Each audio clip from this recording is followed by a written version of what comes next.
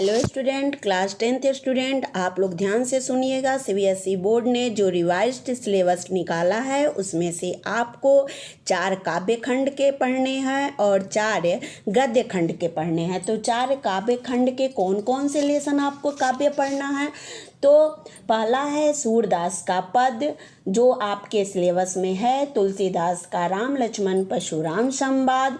तीसरा है सूर्यकांत त्रिपाठी निराला का उत्साह अट नहीं रही है और चौथा है ऋतुराज का कन्यादान। बस काव्य खंड के यही 4 लेसन आपको पढ़ने हैं और गद्य खंड का भी सिर्फ 4 ही लेसन आपको पढ़ने हैं रिवाइज्ड सिलेबस के अनुसार।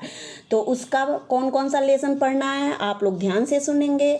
नेताजी का चश्मा, राम वृक्ष बेनीपुरी का बाल गोविंद भगत, और फिर यशपाल का लखनवी अंदाज, और सर्वेश्वर दयाल सक्सेना का मानवीय करुणा की दिव्य चमक। ये 4 चैप्टर आपको गद्य खंड के पढ़ने हैं।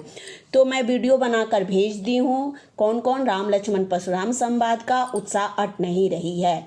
तो सूरदास के पद का भी मैं वीडियो भेजी थी, लेकिन वो वीडियो डिलीट हो चुका है यूट्यूब से, इसलिए मैं इसे फिर से बना दे रही हूँ। आप लोग को अगर कोई कन्फ्यूज़न होगा, समझ में नहीं आ रहा होगा, तो आप इसे फिर से देख सकते हैं। चलिए मैं पढ़ाने स्टार्ट करने जा रही हूँ। सूरदास के पद के भावार्थ समझने के पहले हम लोग सूरदास के बारे में पहले जानते हैं कि सूरदास कौन थे। तो सूरदास क्या थे? सूरदास भक्ति काल के सर्वश्रेष्ठ कवि थे और भक्ति काव्य धारा में कृष्ण भक्ति का इनका श्रेष्ठता का श्रेय जाता है।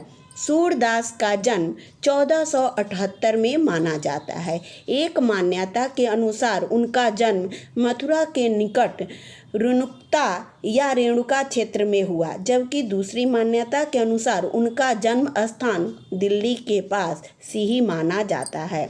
महाप्रभु वल्लभाचार्य के शिष्य सूरदास अष्टछाप के कवियों में सर्वाधिक प्रसिद्ध हैं। वे मथुरा और वृंदावन के बीच गौ घाट में रहते थे और श्रीनाथ जी के मंदिर में भजन कीर्तन करते थे। सन 1583 में परसौली में उनका निधन हुआ। तो सूरदास का निधन कब हुआ? 1583 में, और उनका जन्म 1478 में कहाँ हुआ था? तो मथुरा के निकट रेणुका या जन्म स्थान दिल्ली के सिही भी माना जाता और मृत्यु उनका परसौली में। चलिए, उनके 3 ग्रंथ सूरसागर, साहित्य लहरी और सूरसरावली में सूरसागर ही सर्वाधिक लोकप्रिय हुआ। खेती और पशुपालन वाले भारतीय समाज का दैनिक अंतरंग चित्र और मनुष्य की स्वाभाविक वृत्तियों का चित्रण सूर की कविता में मिलता है। सूर वात्सल्य और श्रृंगार के श्रेष्ठ कवि माने जाते हैं।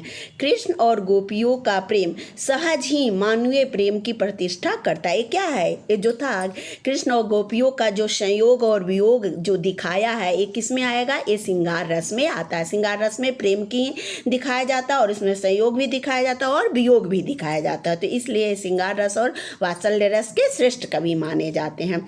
सूर्य ने मानव प्रेम की गौरव गाथा के माध्यम से सामान्य मनुष्यों को हीनता बोध से मुक्त किया, उनमें जीने की ललक पैदा की। उनकी कविता में ब्रज भाषा का निखरा हुआ रूप है। वह चली आ रही लोकगीतों की परंपरा की ही श्रेष्ठ कड़ी है। कौन? सूरदास के जो कविताएं हैं।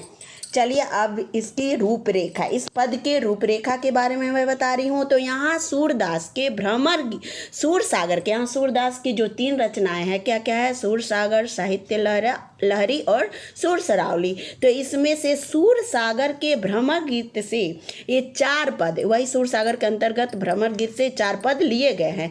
कृष्ण ने मथुरा जाने के बाद स्वयं न लौटकर उद्धव के जरिए गोपियों के पास संदेश भेजा था। उद्धव ने निर्गुण एवं ब्रह्म एवं योग का उपदेश देकर गोपियों की विरह वेदना को शांत करने का प्रयास किया। गोपियां ज्ञान मार्ग के बजाय प्रेम मार्ग को पसंद करती थी। किसे? प्रेम मार्ग को। इस कारण उन्हें उद्धव का शुष्क संदेश पसंद नहीं आया। तभी वहाँ एक भौरा आ पहुँचा। यहीं से भ्रमर गीत का प्रारंभ होता है। गोपियों ने भ्रमर के बहाने उद्धव पर व्यंग बाण छोड़े।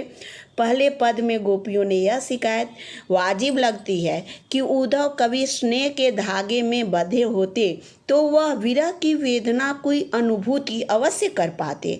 दूसरे पद में गोपियों को यह स्वीकारोक्ति कि उनके मन की अभिलाषाएं मन में ही रह गई।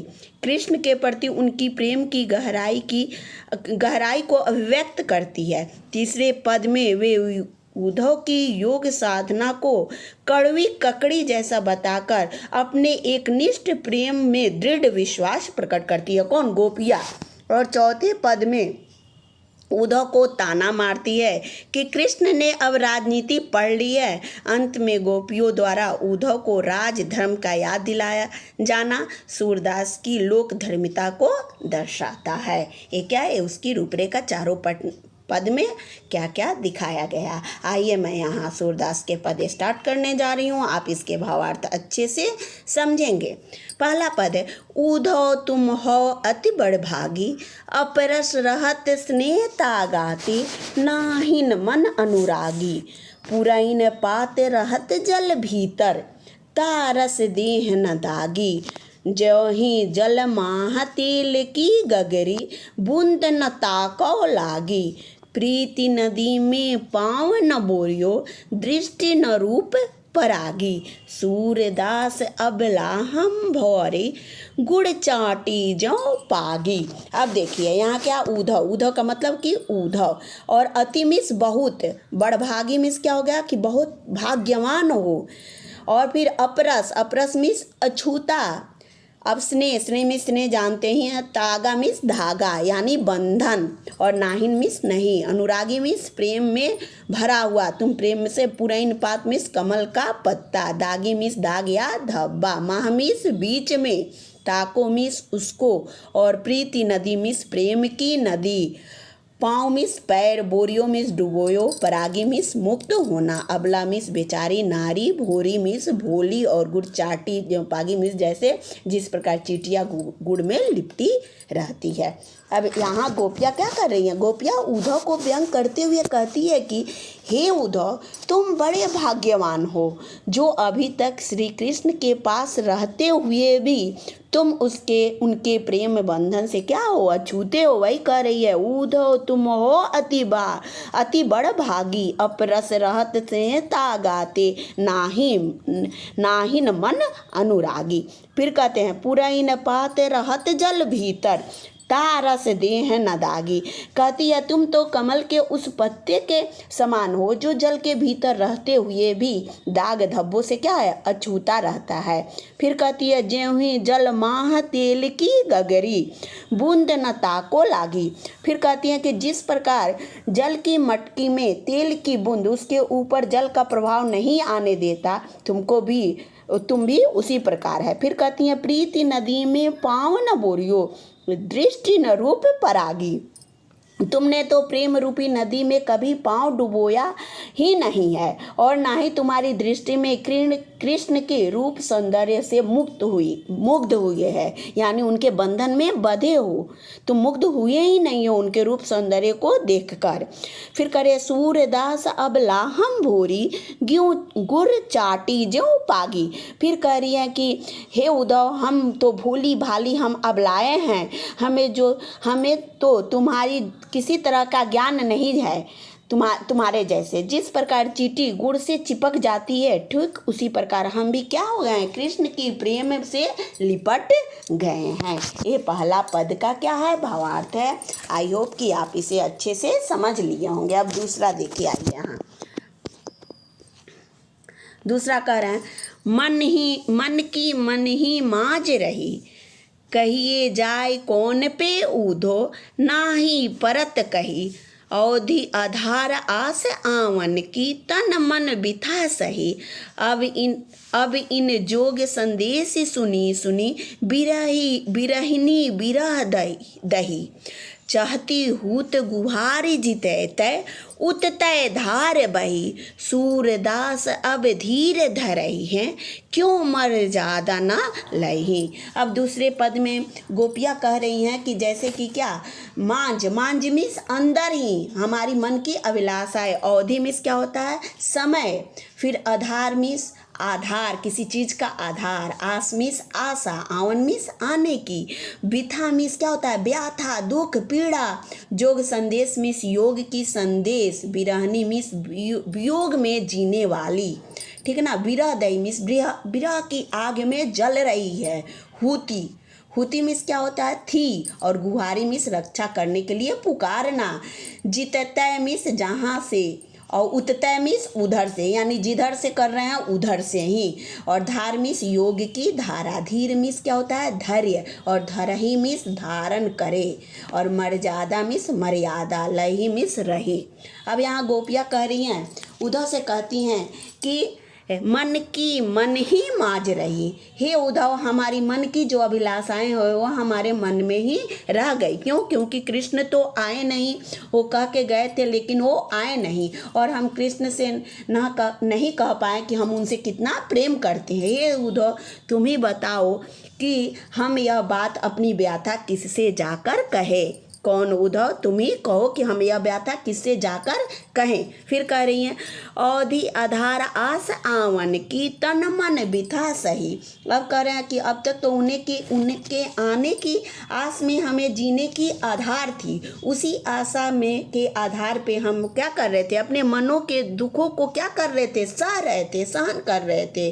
अब फिर कह रही हैं कि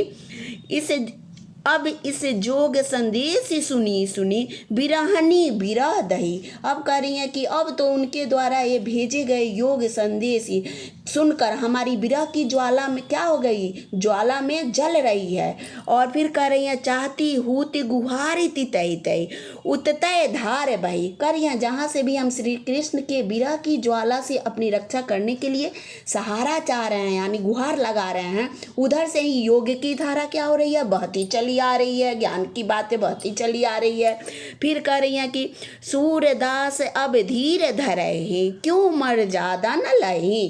कह रही हैं कि सूरदास, गोपियों के माध्यम से सूरदास कह रहे हैं कि अब जब श्री कृष्ण ने ही सभी मर्यादाओं को क्या किया है, त्याग कर दिया है, लांग दिया है, तो भला हम धैर्य धारण कैसे कर सकते हैं।